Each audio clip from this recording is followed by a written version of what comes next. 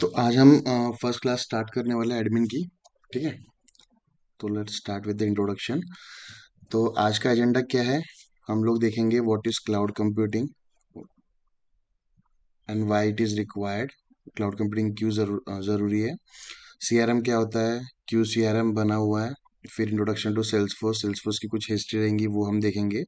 फिर उसके बाद सेल्सफोर्स के डिफरेंट एडिशन, जैसे कि हमारे पास डिफरेंट पैकेजेस अवेलेबल होते हैं टाटा स्काई के, वैसे डिफरेंट एडिशंस है, उसकी डिफरेंट प्राइसिंग है। फिर डिफरेंट क्लाउड्स कौन कौन से अवेलेबल है सेल्सफोर्स के लिए वो देखेंगे। फिर सेल्स क्लाउड की लाइफ साइकिल देखेंगे। फिर लास्ट में हम लोग सिर्फ इंट्रोडक्शन देखेंगे, what is sandbox and production environment. ठीक है, और उसके कुछ टाइप्स रहेंगे। So let's start. सो सबसे फर्स्ट, सेल्सफोर्स कौन कौन सी कंपनी यूज कर रही है आज? अगर हम देखें तो ई कॉमर्स में फ्लिपकार्ट है, स्नैपडील है, पेटीएम है। फिर उसके बाद ट्रैवल टेक्नोलॉजी में गो आईबीबो है, मेक माई ट्रिप। और मैन्युफैक्चरिंग में आशीर्वाद pipe, periphery dot com. Banks में मैं बोलूँ तो येस बैंक है, कोटक है, सिटी बैंक है, Bajaj finance, H D F C bank loans है। H D F C bank नहीं है, इट्स लोन्स। ओके। और पीएनबी का housing finance. Kotak life insurance है, आईटीसी इन्फोटेक। और जॉब्स में क्या है, बाबा जॉब्स है। और मेडिकल में है प्रैक्टो। ठीक है। तो ऐसे बहुत सारी कंपनियां जो यूज कर रही है सेल्सफोर्स।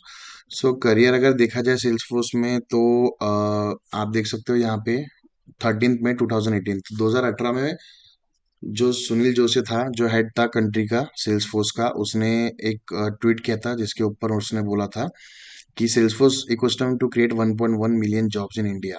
सो इंडिया में ही 1.1 मिलियन जॉब्स बनेंगे, आएंगे सेल्सफोर्स इकोसिस्टम के अंदर 2022 तक। तो 2022 ऑलरेडी जा चुका है, तो आप देख सकते हो 1.1 से ज़्यादा ही वो क्रिएट कर चुका है जॉब्स।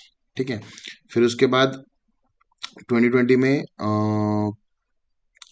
यहाँ पे जो इसका मार्केट कैपिटलाइजेशन था वो एस्टिमेट हुआ था 240 बिलियंस का, जो भी बढ़ के 500 के अब हो गया है। ठीक है। फिर उसके बाद सैलरीज की बात करें सेल्सफोर्स में तो ऑन एन एवरेज यहाँ पे तो आपको ज़्यादा नहीं दिखेगी, क्योंकि एमएनसी कंपनीज है। तो एमएनसी कंपनी का कुछ क्राइटेरिया होता है कि अगर आप 1 to 3 years एक्सपीरियंस हो एज अ सेल्सफोर्स एडमिन और एज अ सेल्सफोर्स डेवलपर, तो एक स्लैब बना होता है कि आपको 3 lakhs to 6 lakhs मिलेगा। या फिर उसके बाद आप 3 to 5 years एक्सपीरियंस हो तो आपको 5 to 7 lakhs और 9 lakhs तक मिलेगा। तो एमएनसी कंपनी में अकॉर्डिंग टू एक्सपीरियंस क्राइटेरिया होता है। तो यहाँ पे आप देख सकते हो, यहाँ पे दिया हुआ है 1 to 7 years 20 lakh maximum, 12.5 to 32 lakhs जो भी है। तो ये सब एमएनसीज का दिया गया है, लेकिन आज के इसमें मैक्सिमम स्टार्टअप कंपनियां हैं या फिर सर्विस बेस्ड कंपनी है जो सेल्स फोर्स के लिए मैन पावर प्रोवाइड करती है। तो वहाँ पे कोई पैकेज का कोई बार नहीं होता है। तो जो भी आपका करंट पैकेज है उसके ऊपर आपको डबल भी मिल सकता है, ट्रिपल भी मिल सकता है। ठीक है। फिर आता है क्लाउड कंप्यूटिंग। तो basically Salesforce is a cloud computing CRM. ठीक है। तो क्लाउड कंप्यूटिंग होता क्या है? तो जैसे ही हम लोग अर्लियर हम लोग क्या करते थे, हम कोई भी डेटा को स्टोर करने के लिए, हम हमारे फोटोज हो गए, म्यूजिक हो गया, कुछ भी स्टोर करने के लिए मोबाइल के अंदर हम लोग मेमोरी कार्ड डालते थे। ठीक है। और उस मेमोरी कार्ड को अगर मुझे बैकअप लेना है तो मैं अपने लैपटॉप या फिर कंप्यूटर में जो भी मेरे पास अवेलेबल है मैं उसमें स्टोर करूंगा। और कभी मेरा डेटा मेमोरी कार्ड से चला गया तो मैं वापस लैपटॉप में अपना मेमोरी कार्ड इंसर्ट करूंगा और वो डेटा को कॉपी कर लूंगा। तो यहाँ पे क्या था, आप लोग फिजिकली आपके पास कुछ स्टोरेज डिवाइस था जहाँ पे आप लोग स्टोर करके मोबाइल में यूज कर रहे हैं या फिर लैपटॉप से आप बैकअप ले रहे हैं। तो क्लाउड कंप्यूटिंग क्या है? It is basically cloud. Cloud मतलब जो आपके पास अवेलेबल नहीं है फिजिकली, वो कहीं और रखा है तो वो storage he, just like a physical storage है, लेकिन वो आपके प्रीमाइसेस में नहीं है। ठीक है। आपके घर के अंदर नहीं है, आपके ऑफिस के अंदर नहीं है, ये कहीं तो भी रिमोटली स्टोर किया गया स्टोरेज है। ठीक है। तो जैसे कि मैं बोलूँ कि अगर मेरा डेटा सेंटर, जैसे क्लाउड कंप्यूटिंग जो बोल रहा हूँ मैं, कहीं तो भी फिजिकली स्टोर्ड है। तो मैंने अगर नागपुर में एक स्टोरेज सेंटर बना लिया और उसको एक्सेस दिया हैदराबाद के किसी कंपनी को, तो उनके लिए वो क्लाउड हो जाएगा। तो वैसे ही क्लाउड कंप्यूटिंग क्या होता है, कहीं तो भी हम लोग रिमोटली डेटा को स्टोर करते हैं। फिजिकल रहता फिजिकल ही है, लेकिन हम लोग रिमोटली स्टोर करते हैं और एक्सेस करते हैं। तो सिंपल डेफिनेशन क्या है कि ये it stores and accessing your data और and programs over the internet.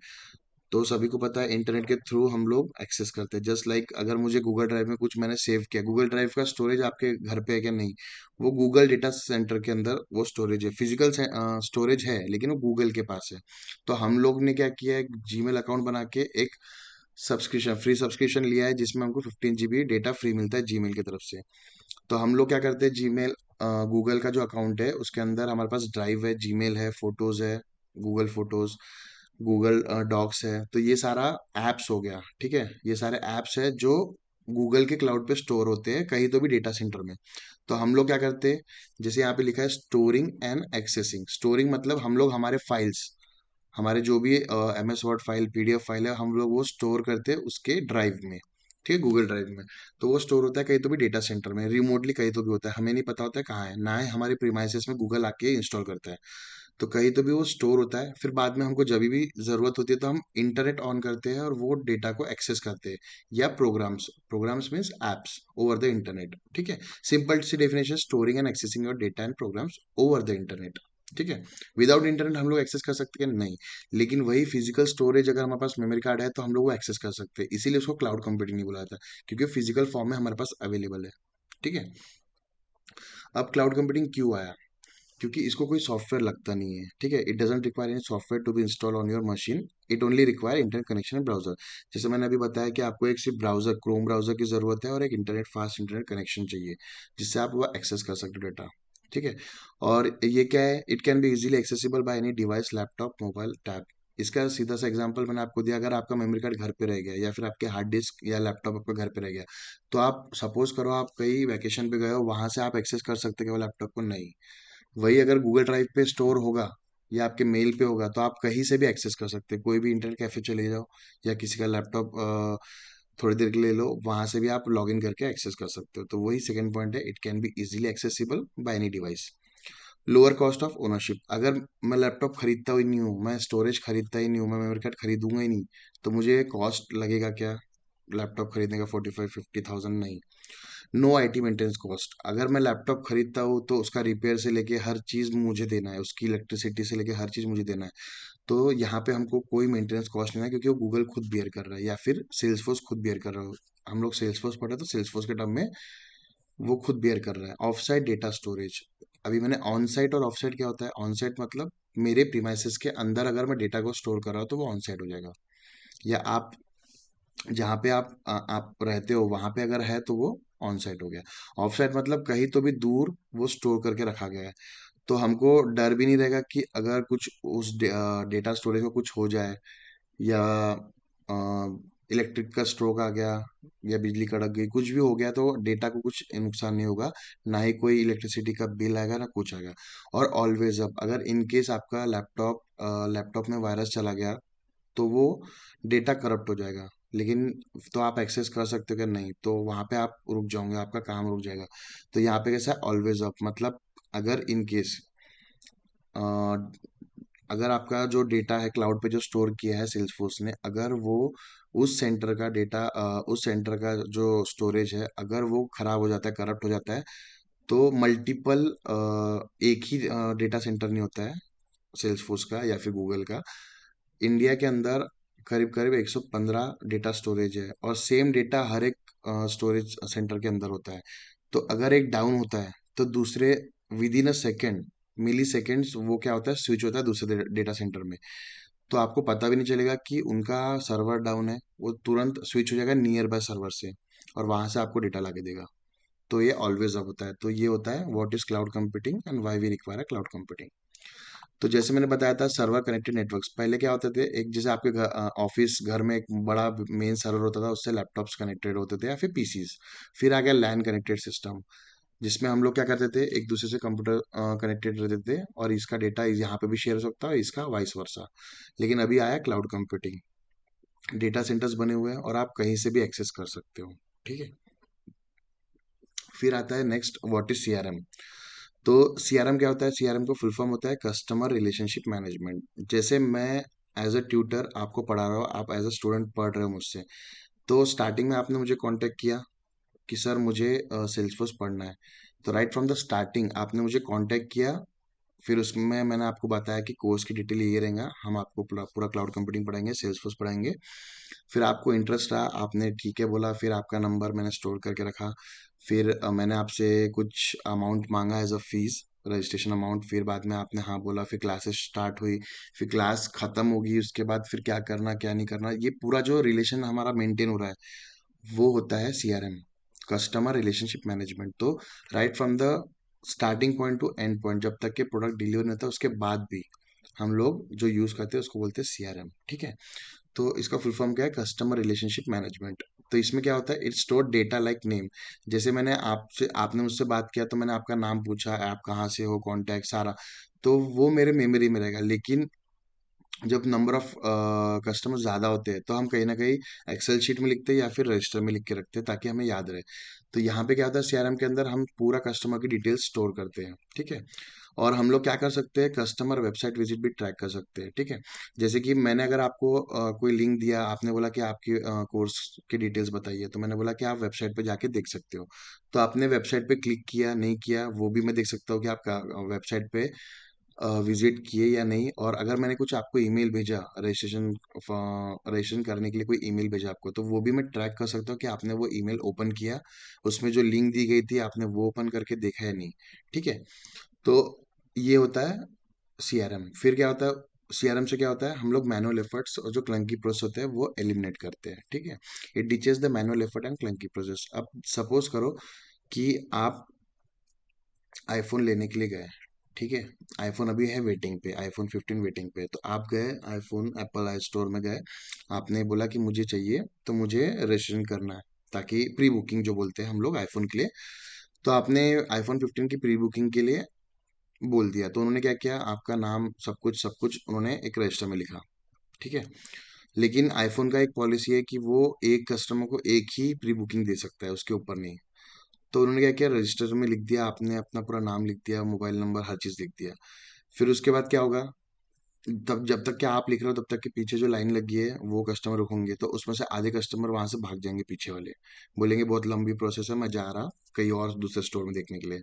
हर एक बंदा वैसे ही करता है, हर एक कस्टमर वही सोचता है कि इतना टाइम मैं यहाँ वेस्ट करने से अच्छा कहीं और जाता हूँ जहाँ पे भीड़ ना हो। लेकिन उसको तो हर जगह भीड़ मिलेगी, वो कभी कभी होता है। लेकिन मैक्सिमम इसमें क्या होता है, कस्टमर, हमारा जो बिजनेस जो आ रहा है, जो लाइन में लगे थे हम, उससे हमको क्या मिल रहा था, रेवेन्यू जनरेट हो रहा था, हमारा पैसे जनरेट हो रहे थे, ठीक है। क्योंकि आज वो प्री बुकिंग कर रहे कुछ अमाउंट से, तो उसके बाद क्या होगा, वो आके कभी ना कभी खरीदेंगे, या फिर फ्री में भी प्री बुकिंग कर रहे हैं तो कभी ना कभी आप आके वो खरीदेंगे, तो हमको वहां से प्रॉफिट जनरेट होगा। तो मैनुअल एफर्ट जो थे कि 10 बार लिखो कस्टमर का नाम, या तो रिसेप्शनिस्ट लिखेंगे या तो आपसे लिखवाएंगे, ठीक है। तो उसमें आधे कस्टमर चले जाते हैं, वो मैनुअल एफर्ट्स हो गया। अब उसमें क्या होता है कि एक कस्टमर ने आज लिख के गया, कल वो फिर आया, उसने फिर से बोला कि मुझे प्री बुकिंग करना है, लेकिन हमें याद थोड़ी रहेगा, रिसेप्शनिस्ट को याद नहीं रहेगा। या फिर शिफ्ट वाइज अगर रिसेप्शनिस्ट कोई बैठता है रिसेप्शन पे, तो उसको थोड़ी पता रहेगा कि इसने ऑलरेडी लिखा चुका है, तो फिर से वो क्या होगा, डबल प्रोसेस होगी। तो उससे क्या होगा, हमारी जो पॉलिसी है वो ब्रीच होगी। तो जब मुझे फर्स्ट 50 कस्टमर, मेरे पास 50 आईफोन आ चुके हैं प्री बुकिंग वाले, तो मैं फर्स्ट 50 कस्टमर को ही दूंगा। तो वो एक कस्टमर को 2 आईफोन चले जाएंगे, तो हो गया क्लंकी प्रोसेस। तो इसके लिए वहाँ के मैनेजर बोलेंगे कि देखो किसी का नाम डबल तो नहीं है, तो उसमें टाइम जाएगा। तो ये क्या हो गया, manual efforts and clunky process. जो प्रोसेस जो उन्होंने एकदम क्लंकी कर चुकी है, वो हम लोग क्या कर सकते हैं, सेल्स सीआरएम से एलिमिनेट कर सकते हैं। और थर्ड पॉइंट, फोर्थ पॉइंट क्या है, one place to store all information. एक ही जगह पे सब कुछ इंफॉर्मेशन हमारी स्टोर होती है, right from the beginning to deliver the product, okay. फिर इट इंक्रीजेस लीड। अभी अगर इन केस मैं अगर सीआरएम के अंदर, जैसे मैंने लास्ट पॉइंट बता रहा हूँ कि क्या फायदा है, ठीक है। यही ये जो पॉइंट है, it increase leads which help to close more deals, hence business will grow. In case अगर मैं आईफोन एप्पल का स्टोर हूँ, और मेरे पास सीआरएम है सेल्सफोर्स का। जैसे मेरे पास फर्स्ट कस्टमर आता है, मैं उसका नाम नंबर जो भी है मैं पूछता हूँ और सिस्टम के अंदर डाल देता हूँ, ठीक है। फिर उसके बाद सेकंड टाइम सेकंड कस्टमर आएगा तो मैं फटाफट डाल के पहले मैं चेक कर लूंगा कि वो कस्टमर ऑलरेडी है क्या। तो ऐसे मेरे पास क्या होगा कि मेरे पास मेरा टाइम बचेगा, जिसकी वजह से मेरे पास ज़्यादा से ज़्यादा मैं कस्टमर इंटरेक्शन कर सकता हूँ। जो भी रिसेप्शन पे एम्प्लॉय बैठा रहेगा वो कस्टमर से ज़्यादा इंटरेक्शन कर पाएगा, नंबर ऑफ कस्टमर एंटरटेन कर पाएगा, जिसकी वजह से क्या होगा, ज़्यादा से ज़्यादा लीड जनरेट होगी, मतलब प्री बुकिंग ज्यादा होगी।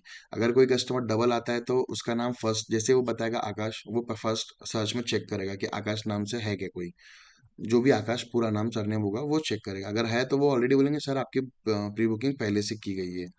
जैसे आप अगर अगर कहीं पे कंप्लेंट करते हो, कोई भी कस्टमर सर्विस में कंप्लेंट करते हो, तो वो पहले ही बता देते कि आपके नाम से आपके नंबर से ऑलरेडी एक कंप्लेंट रजिस्टर्ड है, तो आपको वेट करना पड़ेगा, सेकंड हम ले नहीं सकते।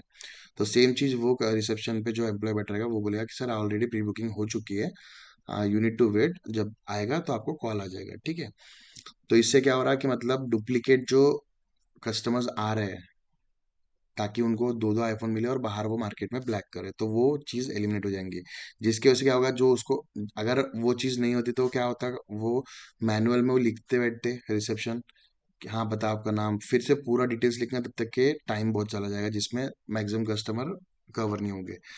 तो ये प्रोसेस में क्या होता है, एक ही जगह पे सब कुछ सारा चीज उसका ट्रैक हो सकता है, ठीक है। तो अगर हमारा टाइम बचता है तो उससे क्या होता है, लीड्स जनरेट ज्यादा इंक्रीज होते हैं, ठीक है, which help to close more deal. जितने ज्यादा लीड हम लोग एंटरटेन कर पाएंगे उतनी ज्यादा हमारी प्री बुकिंग बनेगी, जिसकी वजह से क्या होगा, बिजनेस ग्रो होगा। तो लास्ट पॉइंट वही था, ठीक है। फिर इसका आता है वाई सीआरएम। अभी मैंने एक पॉइंट बता चुका हूँ लास्ट स्लाइड में, क्यू सीआरएम, अगर हमने सीआरएम यूज किया तो हम लोग क्या क्या कर सकते हैं। अभी एक पॉइंट वाइज में देखते हैं, अगर हम सीआरएम यूज करते तो क्या क्या हो सकता है।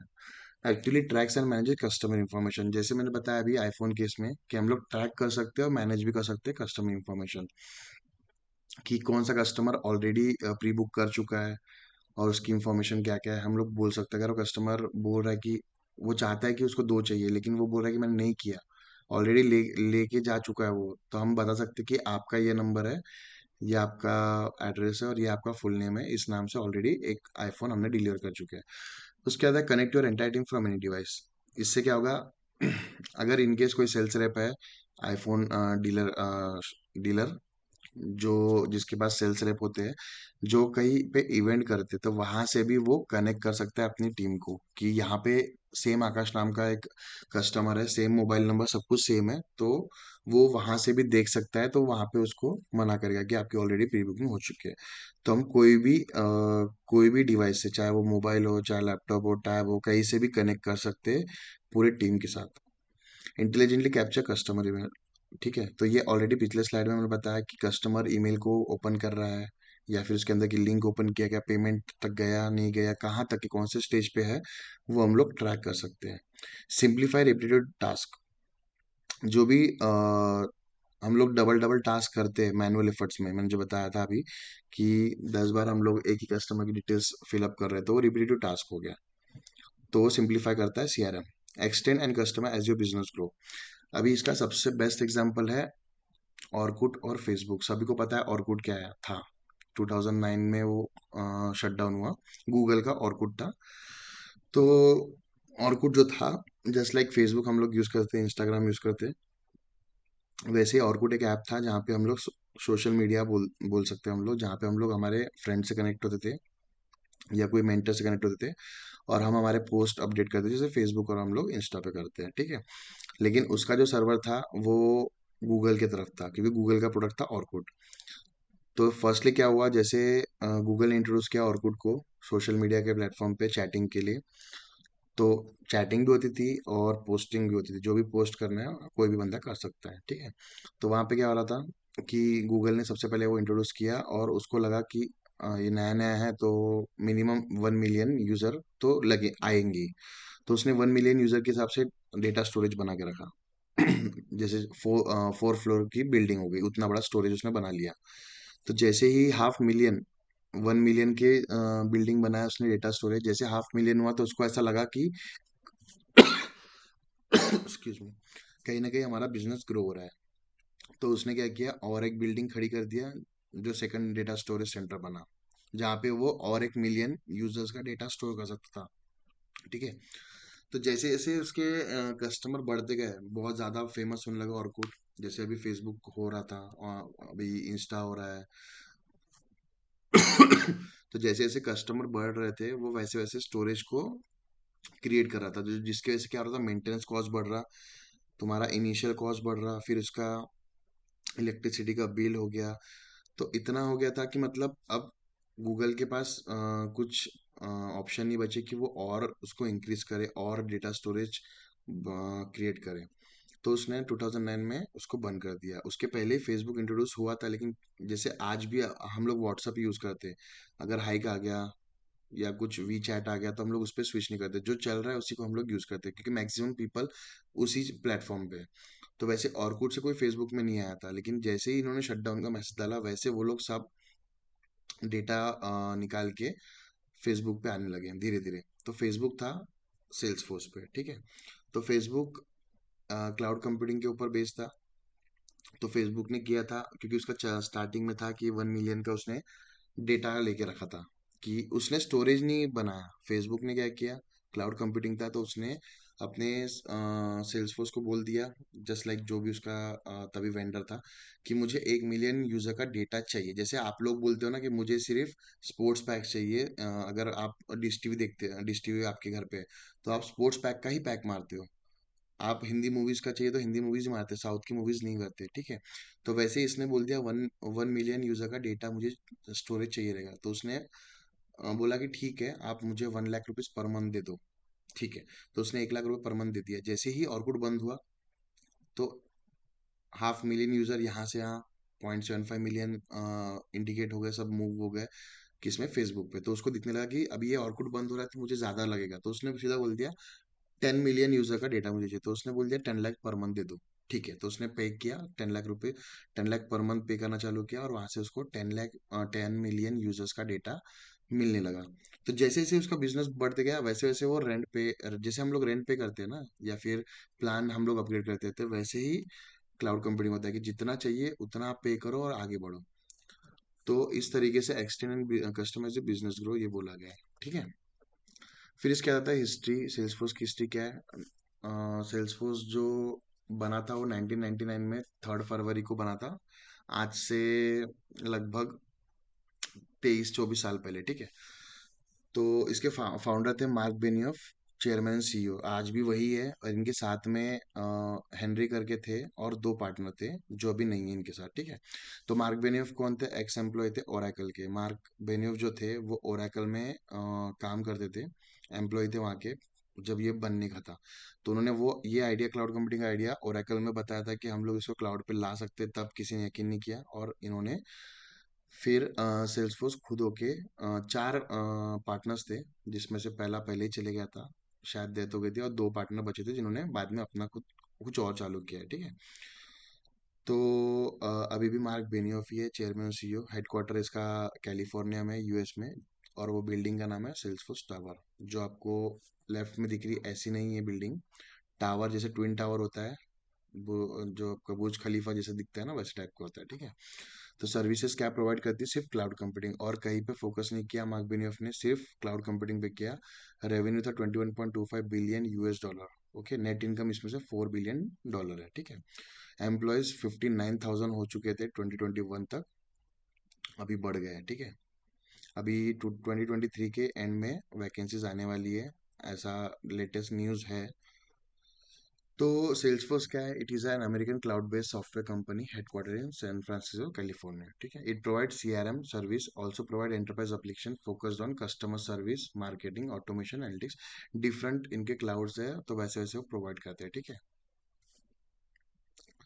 फिर आते हैं, मैंने बोला था एडिशंस। जैसे मैंने बोला कि डिश टीवी का अलग अलग पैक्स होते हैं, वैसे ही हर एक वेंडर या फिर हर एक कंपनी, स्मॉल स्मॉल कंपनी हो गई, बिग मिड हो गई, सभी को अलग अलग रिक्वायरमेंट होती है। किसी को लगता है, जैसे अगर मेरी कंपनी है, मैंने बोला आईफोन वाला, आईफोन मेरा शॉप ही है, तो वहाँ पे मेरे पास ज़्यादा से ज़्यादा 5-6 10 एम्प्लॉय रहेंगे, जिसमें से जो बिलिंग साइड में रहेंगे वो 3 या 4 ही रहेंगे। तो मेरे लिए अनलिमिटेड लेके कोई मतलब नहीं है, ठीक है। तो हमारे पास यहाँ पे 4 एडिशन है, Salesforce essential, lightning professional, enterprise और अनलिमिटेड, ठीक है। तो $25 पर मंथ पर यूजर होता है। अगर मैं लेता हूँ, जैसे मैंने बोला कि $200 पर मंथ मेरा पर डिश टीवी का होता है। अगर मैं डिश टीवी लगाता हूँ, टाटा स्काई लगाता हूँ, तो मुझे $200 पर मंथ देना होता है एक डिश टीवी के। अगर मेरे घर में 4 टीवी है तो मुझे 4 डिश टीवी लेना पड़ेगा, उसके अलग अलग 200-200 रुपये देना पड़ेगा। तो वैसे ही यहाँ पे अगर मैं एक यूजर यूज कर रहा है तो $25 पर मंथ पर यूजर देना होता है। अगर आईफोन के केस में अगर मेरे पास 4 यूजर है जो यूज करते हैं तो मुझे $100 पड़ जाएगा, 25 × 4। तो ये out of the box CRM है। ज्यादा इसके बारे में सोचना नहीं, बस याद रखना असेंशियल होता है प्रोफेशनल, एंटरप्राइज, अनलिमिटेड। मैक्सिमम जगह पे कंपनी में एंटरप्राइज और अनलिमिटेड यूज होता है, ठीक है। फिर आता है लाइटनिंग प्रोफेशनल जो $75, यदि यहाँ लिखा है पर यूजर पर मंथ, अगर वह 4 एम्प्लॉय है तो $300 पर मंथ हो जाएगा, ठीक है। Complete CRM for any team size, ये सिर्फ 5 यूजर के लिए होता है मैक्सिमम।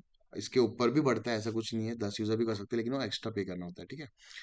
तो उसका चार्ज अलग हो जाता है। तो 5 यूजर तक के $25 दे सकते हैं आपको, मतलब 25 × 5 = $125 पर मंथ, ठीक है। अगर 5 यूजर लेते हैं तो एक यूजर लोगे तो $25 ले पड़ेगा, ठीक है। वैसे ये कंप्लीट सीआरएम है एनी टीम साइज, इसमें कोई साइज नहीं है, तुम जितना बोलोगे उतना मिलेगा, ठीक है। फिर आता है एंटरप्राइज जिसमें $150 पर यूजर पर मंथ होता है।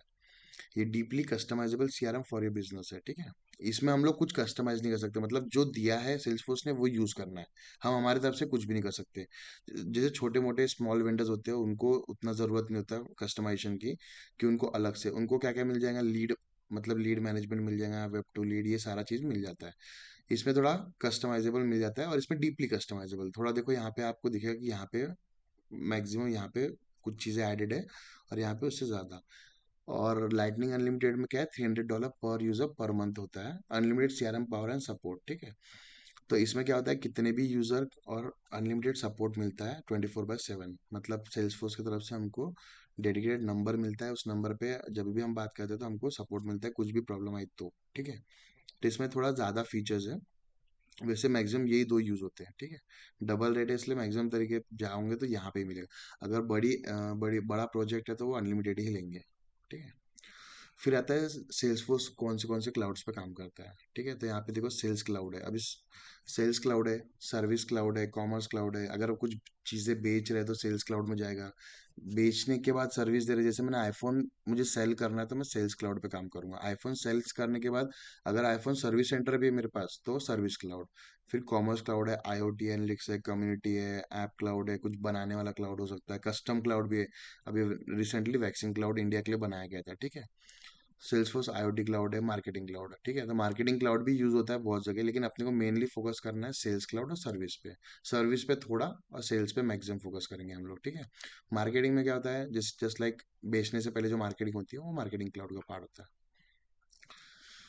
फिर आता है introduction to sales cloud life cycle, ठीक है। सेल्स क्लाउड लाइफ साइकिल, जैसे मैंने बोला कि मैं एज अ ट्यूटर हूँ, मुझे सेल्स फोर्स का कोर्स सेल करना है। तो राइट फ्रॉम द कस्टमर, जहाँ से मुझे बिगिनिंग, मतलब कस्टमर मतलब स्टूडेंट्स मेरे से बात करते हैं वहां से लेके कोर्स एंड होने तक के जो भी मेरा प्रोडक्ट सेलिंग है। मैं एग्जांपल देता हूँ आईफोन का ही, कि कोई कस्टमर आया मेरे पास, उन्होंने पूछा आईफोन है क्या, वहां से लेके एंड तक के, जब तक के बिल नहीं जनरेट होता तब तक के, वो मेरा पूरा सेल्स क्लाउड हो गया। जो मैं चीज प्रोडक्ट बेच रहा हूँ वो पूरा पॉइंट ऑफ कॉन्टेक्ट से लेके बिलिंग तक का जो भी पार्ट होता है उसको बोलते हैं हम लोग सेल्स क्लाउड लाइफ साइकिल, ठीक है। तो यहाँ पे बोला गया sales cloud provide everything needed to manage a business, ठीक है। सब कुछ प्रोवाइड करता है जो भी बिजनेस मैनेज करना है उसके लिए, ठीक है। It's helps in generating the best deal, manage opportunity through the sales pipeline and cultivate relationship with existing account, ठीक है। तो इससे क्या होता है सेल्स क्लाउड हमको हेल्प करता है जनरेटिंग द बेस्ट डील, और हम मैनेज कर सकते हैं हमारी अपॉर्चुनिटी, ठीक है। अभी अपॉर्चुनिटी क्या होती है वो नहीं पता, तो हम लोग आगे देखेंगे क्या होता है।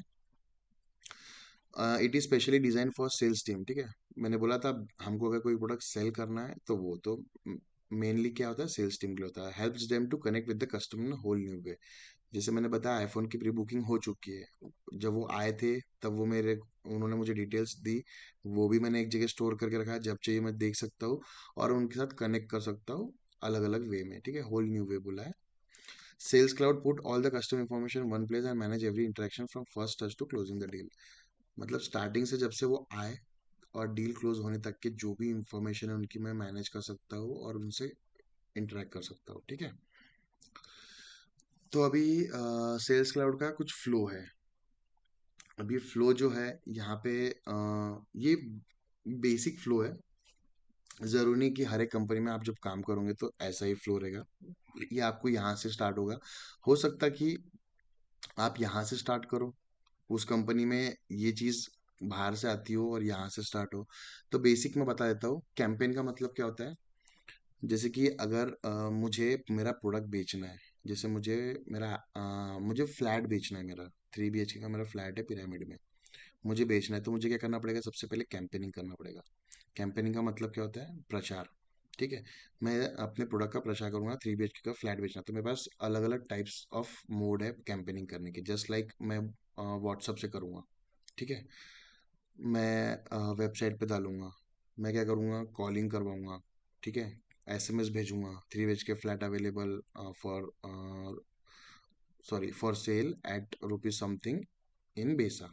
ठीक है, इन नागपुर। तो ये हो गया मेरा फॉर्मेट। तो वो अलग अलग तरीके से मैं कैंपेनिंग करूंगा, या तो मैं रोड शो भी कर सकता हूँ, रोड पे टेंट लगा लूंगा। आपने देखा होगा बहुत जगह पे कैंट आर होगा होता है, आजकल कार का भी है, बाइक का भी है। तो वो क्या हो गया, रोड रोड शो हो गया। या फिर हो सकता है कि वेबिनार हो सकता है, कि मैं एक देश पांडे हॉल में, आपने सुना होगा कि अभी एक्सपो चलता है, प्रॉपर्टी एक्सपो, तो वो क्या होगा, वेबिनार हो गया। तो वेबिनार्स भी हो सकते हैं, या फिर कॉन्फ्रेंस मीटिंग भी हो सकती है, कुछ भी हो सकता है, तो वो कैंपेनिंग का पार्ट हो गया। तो टाइप्स ऑफ कैंपेन में वो आता है। तो कैंपेनिंग करूंगा तो क्या होगा, तो मुझे क्या होगा, लीड जनरेट होंगी। ठीक है, कैंपेनिंग करने पे कुछ कुछ लोग आएंगे, मुझसे बात करेंगे क्या है क्या नहीं, तो भले वो इंटरेस्टेड है ऐसा नहीं बोल रहा हूँ, वो जस्ट पूछेंगे, इंक्वायरी करेंगे मेरे से कि फ्लैट कितने स्क्वायर फीट का क्या है। तो मैं, वो मेरे लिए क्या हो गए, लीड्स हो गए, पोटेंशियल बायर। लीड्स मतलब क्या होता है, पोटेंशियल बायर जो खरीद सकते हैं। उन्होंने सिर्फ डिटेल्स पूछी, मैंने बोला ये फॉर्म फिलअप कर दो, अ, हम आपसे फीडबैक ले लेंगे। ठीक है, तो लीड जनरेट हुई, वहां से कैंपेन से क्या हुई, लीड जनरेट हुई। जब भी आप केंटारो की तरफ जाते हो या फिर कोई कार की तरफ, तो आपको एक फॉर्म भरने लगा देते छोटा सा, कि आप आपका डिटेल्स दे दो। तो वो क्या कर रहे हैं, लीड जनरेट कर रहे हैं वहाँ पे, तो वहां से क्या हुआ, लीड जनरेट हो गई।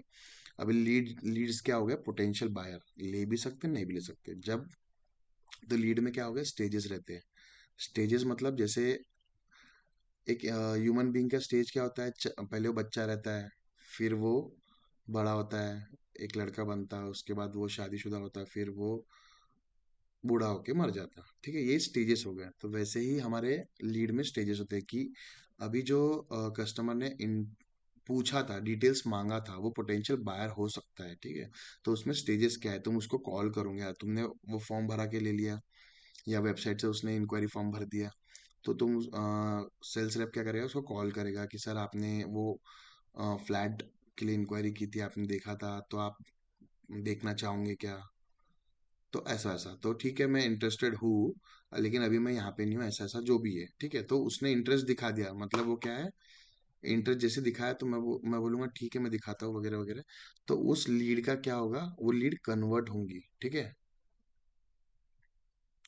तो लीड क्या होंगी, कन्वर्ट होंगी। तो जरूर लीड किस में कन्वर्ट होती है, तीन चीजों में कन्वर्ट होती है। ठीक है, जब भी लीड कन्वर्जन होता है तो वो तीन चीज में होता है, अकाउंट, कॉन्टैक्ट, अपॉर्चुनिटी। ठीक है, ये तीन चीज में कन्वर्ट होता है। तो एट ए टाइम तीनों एक साथ क्रिएट हो सकते हैं, या तो तुम किसी एक को भी कर सकते हो। ठीक है, लेकिन मेन कॉन्टैक्ट होता है। अभी जैसे वो जो कस्टमर था, वो था रिलायंस इंडस्ट्रीज का HR। ठीक है, तो जो रिलायंस का जो पावर प्लांट था बुट्टी बोरी में, उसका HR था, और वो फ्लैट खरीदना चाहता था, 8 से 10 फ्लैट। ठीक है, क्यों, ताकि उसके एम्प्लॉय को वो वहाँ पे अकोमोडेशन दे पाए। तो जो पॉइंट ऑफ कांटेक्ट, जो पर्सन था जिससे मैं बात कर रहा था, वो उसकी डिटेल स्टोर होंगी कांटेक्ट के अंदर, जैसे हम लोग मोबाइल में कांटेक्ट स्टोर करते हैं वैसे ही। तो यहाँ पे first name, last name, mobile number, वो सारी चीज़ें स्टोर होगी। ठीक है, और ईमेल आईडी जिस पे मैं कांटेक्ट कर पाऊँ। फिर उसके बाद, अगर वो किसी अकाउंट, अकाउंट मतलब कंपनी नेम होता है, अगर वो किसी कंपनी से रिलेटेड है, तो उसकी उसका अकाउंट हम लोग क्रिएट करते हैं, जैसे वो रिलायंस पावर से रिलेटेड है, तो अकाउंट्स में क्या आएगा, रिलायंस पावर मतलब कंपनी का नाम। और अपॉर्चुनिटी कौन सी क्रिएट होगी, 3 BHK फ्लैट। ठीक है, मैं अपॉर्चुनिटी मीन्स जस्ट कि वो क्या खरीदना चाह रहा है। ठीक है, तो मैं उसको एक नेम दे दूंगा, अपॉर्चुनिटी मेरी क्या है, 3 BHK फ्लैट, या बेसा फ्लैट अपॉर्चुनिटी, से कुछ भी दे सकता हूँ। तो लीड जैसे कन्वर्ट हुई, अकाउंट, कॉन्टैक्ट और अपॉर्चुनिटी बनी। ठीक है, अभी अगर मुझे कांटेक्ट करना है, इस कस्टमर से कांटेक्ट करना है जो HR है, तो यहाँ पे मेरे को कांटेक्ट के अंदर ईमेल आईडी मिलेंगी। लेकिन अगर मुझे कंपनी के बारे में देखना है तो अकाउंट्स के अंदर मैं डिटेल देख सकता हूँ, उसकी वेबसाइट वगैरह अकाउंट्स में रहेंगी। ये दोनों रिलेटेड रहते हैं, ठीक है। दोनों के बीच में कुछ रिलेशनशिप रहती है, और ये तीनों के बीच में, ठीक है। अभी अपॉर्चुनिटी के अंदर भी स्टेजेस होते हैं, जैसे लीड में स्टेजेस थी वैसे अपॉर्चुनिटी में स्टेजेस होते हैं। तो कुछ स्टेजेस है कि अपॉर्चुनिटी क्या है, जस्ट अभी क्रिएट हुई है, मतलब वो बंदे ने जरूरी नहीं कि वो ले गए। तो यहाँ पे क्या होगा, अपॉर्चुनिटी क्रिएट हुई, तो अपॉर्चुनिटी में क्या हो गया, मैं पहले प्रोडक्ट ऐड करूंगा। प्रोडक्ट क्या है मेरा, 3 BHK मनीष नगर फ्लैट। तो प्रोडक्ट के अंदर हम लोग क्या स्टोर करते हैं, लैपटॉप, मोबाइल फोन, जो भी मैं सेल करना चाहता हूँ वो प्रोडक्ट ऑब्जेक्ट के अंदर हम लोग स्टोर करते हैं। ऑब्जेक्ट क्या होता है वो हम लोग बाद में डिटेल में बात करेंगे, जस्ट मैं फ्लो बता रहा हूँ। प्रोडक्ट के अंदर क्या है, लैपटॉप, मोबाइल, 3 BHK, जो भी मैं सेल करना चाहता हूँ, मेरी कंपनी सेल करना चाहती है, प्रोडक्ट के अंदर मैं सब कुछ सेव करके रखूंगा, ठीक है। अभी 3 BHK फ्लैट तो मैंने स्टोर कर लिया प्रोडक्ट के अंदर, तो उसके अंदर ही प्राइस देंगे क्या, नहीं। प्राइस के लिए प्राइस बुक ऑब्जेक्ट होता है अलग से। तो ये भी दोनों लिंक होते हैं। तो प्राइस बुक के अंदर मैं, जैसे मैं यहाँ पे 3 BHK फ्लैट करूंगा तो मैं क्रिएट अ प्राइस बुक करूंगा, तो वो यहाँ पे जनरेट हो जाएंगी। तो उसमें मैं अमाउंट डालूंगा 60 लाख रुपीज, या आईफोन डालूंगा तो 1 लाख का आईफोन, ठीक है। तो ये प्रोडक्ट अपॉर्चुनिटी के अंदर ऐड हो जाएगा, ठीक है। समझ में आ रहा है, ठीक है। तो यहाँ पे एक ऑब्जेक्ट बीच में आता है जहाँ पे हम लोग बोलते हैं कोट, ठीक है। यहाँ पे नहीं दिखाया क्योंकि जगह नहीं बन रही थी, इस वजह से हमने ऐड नहीं किया। तो यहाँ पे आता है कोट। तो इस अपॉर्चुनिटी में कोट ऐड होता है, कोड के अंदर हम लोग प्रोडक्ट ऐड करते हैं, ठीक है। डायरेक्टली अपॉर्चुनिटी भी नहीं होता है, लेकिन अपॉर्चुनिटी में ही हम लोग कोड क्रिएट करते हैं। कोड जैसे आप लोग कोई कंपनी में जाते हो या फिर शॉप में जाते हो, तो वहाँ पे आप लोग बोलते हैं कि थर्ड लेनोवो का 360 लैपटॉप मुझे उसका एक कोड बना के दो, या फिर एस्टिमेशन, एस्टिमेट बोलते हो, एस्टिमेशन नहीं होता है क्या। तो वो वैसा होता है कोड। तो कोड के अंदर हम लोग क्या करते हैं, प्रोडक्ट ऐड करते हैं, उसकी प्राइस बुक ऐड करते हैं, ठीक है। तो ये दोनों चीज कोड के अंदर ऐड होगा, कोड रहेगा अपॉर्चुनिटी से लिंक, ठीक है। तो वो कोड हम लोग क्या करते हैं, कस्टमर को सेंड करते हैं। तो कस्टमर बोलता है कि ठीक है। अगर पहले तो ये बनने से पहले ही, कोड बनने से पहले ही हम लोग कस्टमर को बोलते हैं कि कौन से मेन इसमें आपकी इंटरेस्ट है। आपको 3 BHK चाहिए, 2 BHK चाहिए। अगर उसने बोला 3 BHK मुझे लेना है, मेरा बजट 50 लैक्स है या 60 लैक्स, जो भी 50 लैक्स बोला, तो हमारे सेल्स रेप ने क्या किया, 60 लाख वाला एक 3 BHK ऐड किया, उसकी प्राइस बुक, प्राइस ऐड किया, एक 3 BHK मनीष नगर, उसकी प्राइस भी 60 लाख, और वो कोड उसको सेंड किया। तो कस्टमर बोलता है कि, फिर कस्टमर बोलता है हाँ मुझे अच्छा लगा, इसकी फोटोज भी अच्छी है, लैपटॉप की कॉन्फ़िगरेशन भी सब कुछ, सॉरी, अगर मैं लैपटॉप की बात करता हूँ, लैपटॉप का कॉन्फ़िगरेशन भी अच्छा है, सब कुछ सही है, लेकिन प्राइस जो आपने बताया, मुझे चाहिए था 50,000, आपने 60,000 का लैपटॉप भेजा है, तो उतना मेरा बजट नहीं है। तो क्या होगा, यहाँ पे अपॉर्चुनिटी में कुछ स्टेजेस होती है। वैलिडेट होता है, कि वैलिडेट मतलब हम लोग वैलिडेट करेंगे कि उसको चाहिए क्या और वो हमारे पास है क्या, ठीक है। फिर उसके बाद होता है निगोशिएट स्टेज। निगोशिएट मतलब अब वो चल रही है बातें कस्टमर और सेल्स रेप के बीच में, कि नहीं मुझे तो 50 तक चाहिए था, आपने मुझे 60 भेजा, तो आप कुछ डिस्काउंट दिला सकते हो तो दिला दो, नहीं तो मैं नहीं ले पाऊंगा। तो ये सेल्स रेप क्या करेगा, अपने मैनेजर से बात करेगा कि उसको डिस्काउंट चाहिए। तो मिनिमम हमको, उसको उसका बजट 50,000 है और हमारा 60,000 का प्रोडक्ट है, तो मिनिमम उसको चाहिए रहेगा 9% डिस्काउंट, सॉरी 19% डिस्काउंट चाहिएगा, क्योंकि 10% बोलते हो 6,000, तो 10,000 डिस्काउंट देंगे तभी वो 50,000 में पड़ेगा उसको। अगर वो मानता, अगर मैनेजर मान गया तो ठीक है, नहीं माना तो फिर वो अपॉर्चुनिटी हमारी लॉस्ट हो जाएंगी, कि वो बंदा, वो जो कस्टमर है वो नहीं ले रहा है। अगर वो मैनेजर मान गया, ठीक है दे दो, 20% डिस्काउंट दे दो, मतलब 12,000 डिस्काउंट दो, 48,000 दे दो, तो मैंने उसको वापस से भेजा कि हाँ हम लोग डिस्काउंट दे सकते 20%, जो कि होता है 12,000, आपको पड़ेगा 48 में। अगर कस्टमर हाँ बोल गया तो फिर क्या होगा, अपॉर्चुनिटी वन हो जाएंगे, WON, वन, जीत गए हम लोग। तो यहाँ पे अपॉर्चुनिटी वन हो गई। फिर क्या होगा, उसका ऑर्डर निकलेगा, फिर वो बिलिंग ऑर्डर निकलेगा, और ऑर्डर के बाद क्या होगा, उसका कॉन्ट्रैक्ट बनेगा, ठीक है। अगर कॉन्ट्रैक्ट क्यों बनेगा, कॉन्ट्रैक्ट सभी में नहीं बनता है, जिसमें सपोज करो कि लैपटॉप को 1 ईयर की वारंटी देना है मुझे, तो उसके लिए कॉन्ट्रैक्ट बनेगा 1 ईयर का सर्विस वारंटी का। तो ये एक बेसिक, इसके अंदर बहुत सारी चीजें आती है, वो हम लोग बाद में सीखेंगे, अभी बेसिक बताया मैंने क्या क्या होता है फ्लो में, ठीक है। फिर लास्ट हमारा टॉपिक जो है वो है what is sandbox, what is production, ठीक है।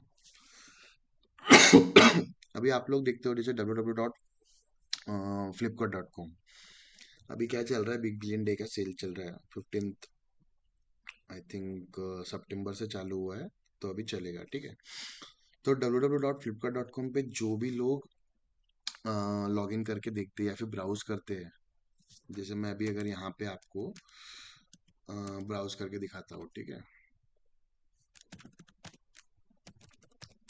ये मैंने फ्लिपकार्ट खोला, तो यहाँ पे मुझे जो भी दिख रहा है, ये इमेजेस, ये प्रोडक्ट्स, ये जो दिख रहे हैं, तो ये सारा चीज क्या है, लाइव है, इसको बोलेंगे लाइव एनवायरनमेंट। अगर कोई भी सेल्स फोर्स एम्प्लॉय ने प्रोडक्शन में कुछ भी चेंजेस किया, सपोज ने कीबोर्ड का फोटो चेंज किया प्रोडक्शन के अंदर, तो वो यहाँ रिफ्लेक्ट होगा लाइव, ठीक है। तो प्रोडक्शन एनवायरनमेंट जो मैं बता रहा था वो लाइव रहता है, ठीक है। और जो सैंडबॉक्स होता है वो क्या होता है, लाइव का कॉपी होता है। जैसे हमको 10 8 9 स्टैंडर्ड में हमको एक शीट मिलती थी, जिसको हम लोग सेंचुरी पेपर बोलते थे, जो एक नॉर्मल सेंचुरी पेपर आता था जो मार्केट में मिलता था, और एक आता था जो हमको स्कूल की तरफ से लिमिटेड मिलते थे, एक ही मिलता था।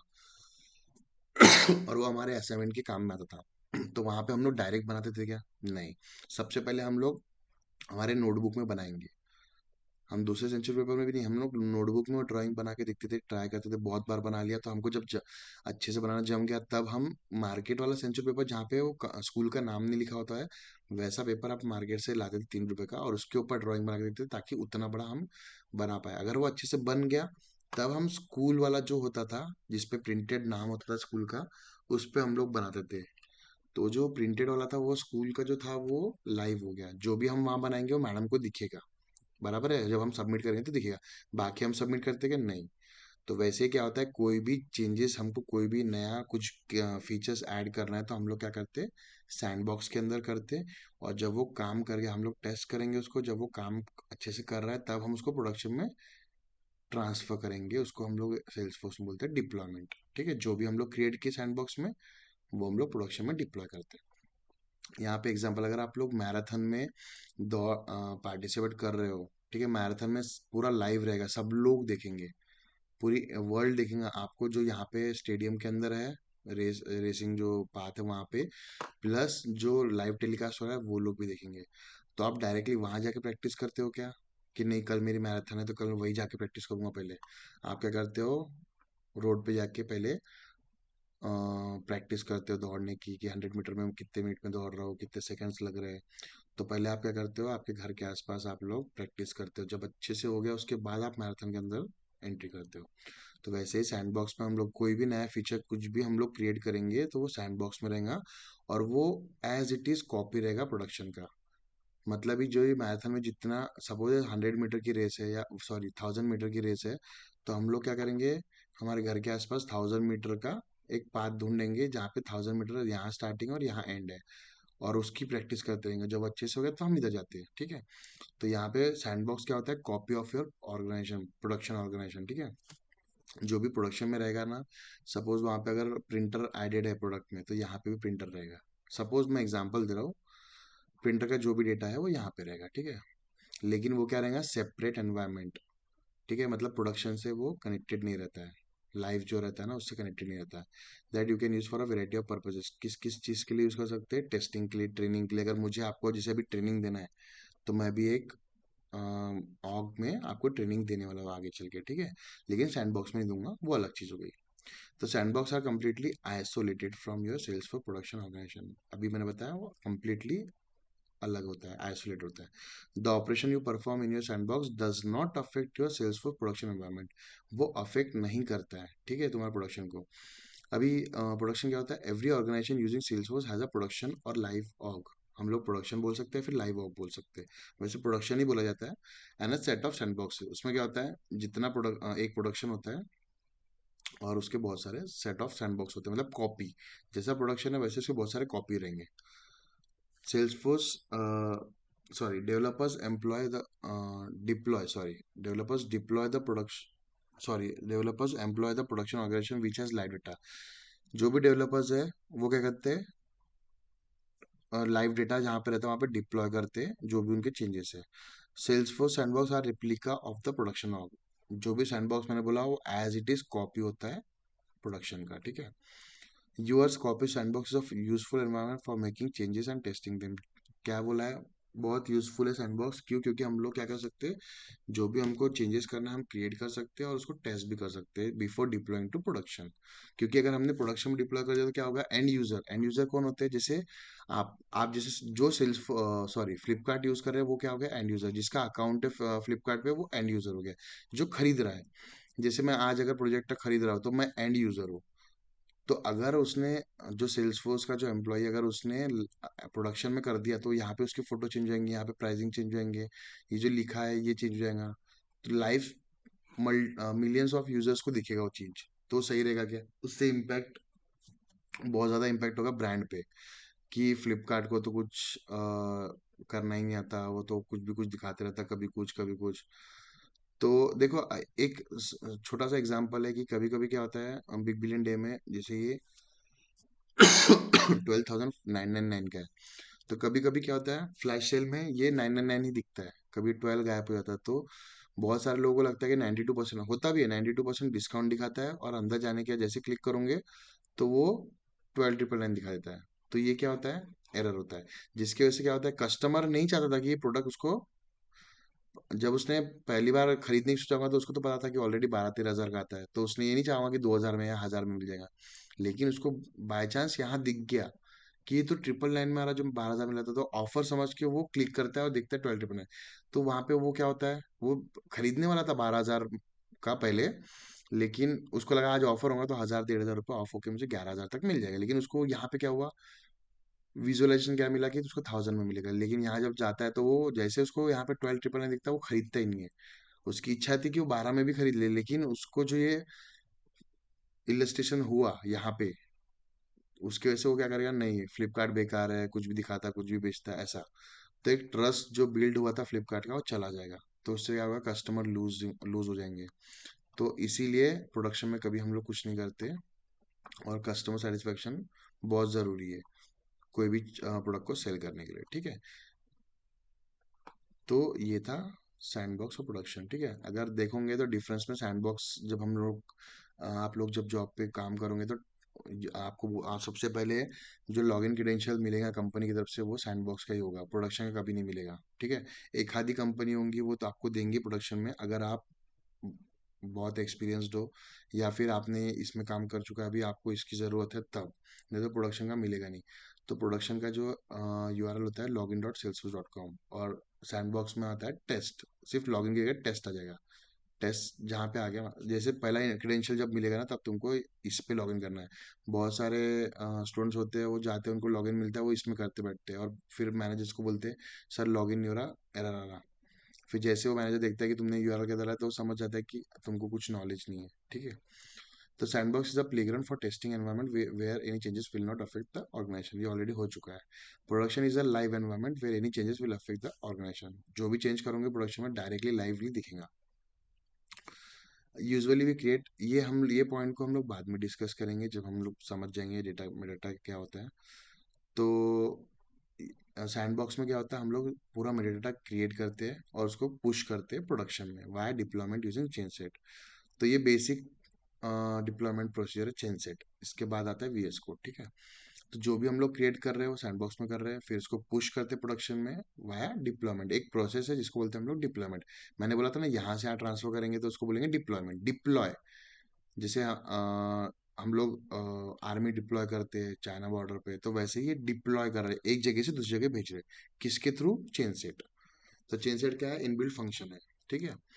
अभी प्रोडक्शन में फिर क्या करना चाहिए, जब सैंडबॉक्स में सब कुछ कर रहे हैं, मेटा डेटा मतलब बताऊंगा बाद में, ठीक है। प्रोडक्शन में फिर क्या करना चाहिए, तो डीएमएल ऑपरेशन परफॉर्म करते हैं, जैसे मैंने बोला इंसर्ट अपडेट डिलीट।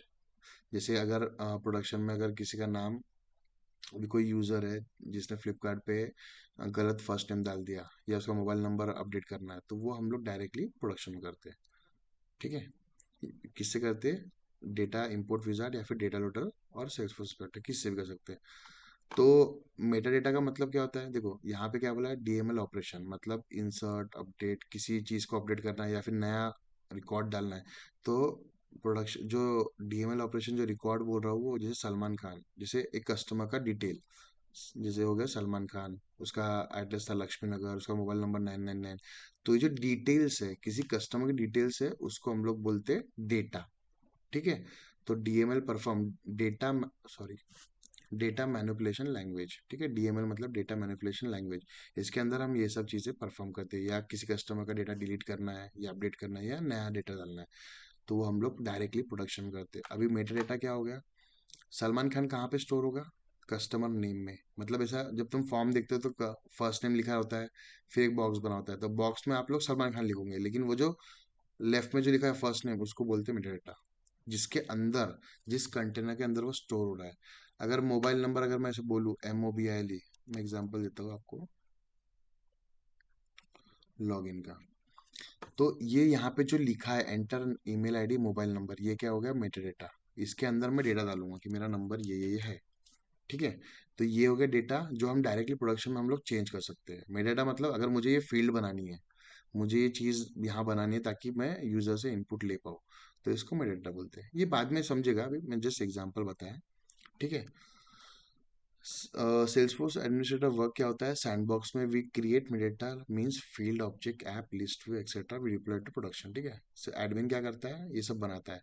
और प्रोडक्शन में एडमिन क्या करता है, we deals with data means record directly into production by data loader, यही बोला है सलमान खान वगैरह वगैरह, जो भी नाम है नंबर है वो सब अपडेट होता है प्रोडक्शन में डायरेक्टली। और यहाँ मेटा, थोड़ा कंफ्यूजिंग हो रहा होगा मेटा, लेकिन हम आगे के चैप्टर में कवर करेंगे, ठीक है।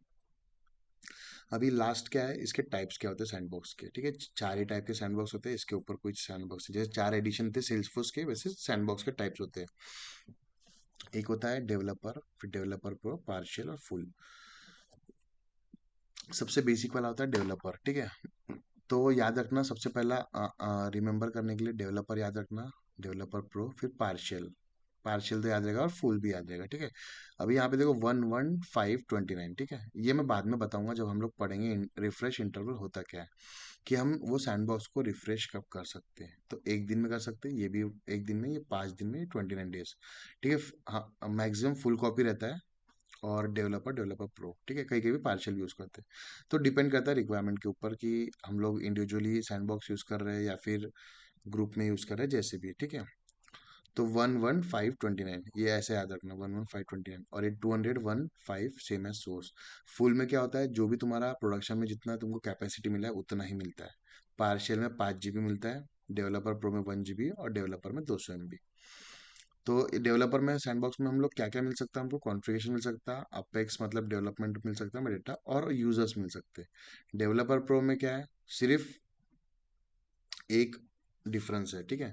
डेवलपर में सिर्फ एक डिफरेंस है कि वो कैपेसिटी बढ़ रही रहती डेवलपर से, ठीक है। सिर्फ 1 GB बढ़ता, बाकी सब सेम है, ठीक है। फिर उसके बाद पार्शियल कॉपी। पार्शियल कॉपी में क्या है, तुम्हारा डेज भी बढ़ रहा है, कैपेसिटी बढ़ रही है, और तुमको रिकॉर्ड इंसर्ट करने के लिए कुछ कुछ ऑब्जेक्ट में मिल रहा है, और कुछ टेम्पलेट मिल रही है, दो चीज मिलती है ये दोनों को छोड़ के, ठीक है। फिर फुल में क्या है, सब कुछ मिलता है, 29 डेज है, सेम एज सोर्स है, तुमको यहाँ पे हिस्ट्री एंड चैट डेटा मिलता है, ठीक है। यहाँ तक के सब सेम था, यहाँ पे तुमको सिर्फ 29 सेम एज सोर्स और ये, ठीक है। तो ये डिफरेंट टाइप्स ऑफ सैंडबॉक्स है। फिर इसके बाद अभी आप लोग को करना क्या है, ठीक है। जो जो मैंने बताया वो रिवाइज करना है, ठीक है। आपको यूट्यूब पे ये वीडियो मिल जाएगा, तो फिर से एक बार गो थ्रू करना क्या मैंने पढ़ाया। फिर उसके बाद अगर कोई आपका पहले से अकाउंट होगा लिंक्डइन, नौकरी, इंडीड पे, तो सब कुछ डिलीट कर दो, फ्रेश अकाउंट बनाओ। जितने भी पोस्ट होंगे आपके प्रीवियस वर्क से सब डिलीट कर दो, क्योंकि वो कोई काम के नहीं है अभी। एक नई जीमेल आईडी बनाओ, अगर आपके पास नहीं है तो, आपने बना लिया तो अच्छी बात है। और सेल्सफोर्स जस्ट लाइक मैंने बताया कि आपका first name plus Salesforce plus year, year कुछ भी डाल सकते हो, जैसे आपको डालना है 3 4 साल पहले का, जो भी डालना है आप जो रिमेंबर कर पाओ वो। तो फर्स्ट नेम आना चाहिए, या फिर लास्ट नेम, जैसे भी आपको लेना है वैसा। और उसी जीमेल आईडी से आपका नया लिंक्डइन अकाउंट बनना चाहिए, नौकरी, इंडीड, टाइम जॉब, सब कुछ, ठीक है। तो ये आपका होमवर्क है, रिवाइज करो। और जो जो टॉपिक अपने हुए हैं उससे रिलेटेड भी आप गूगल पे सर्च कर सकते हो, ठीक है।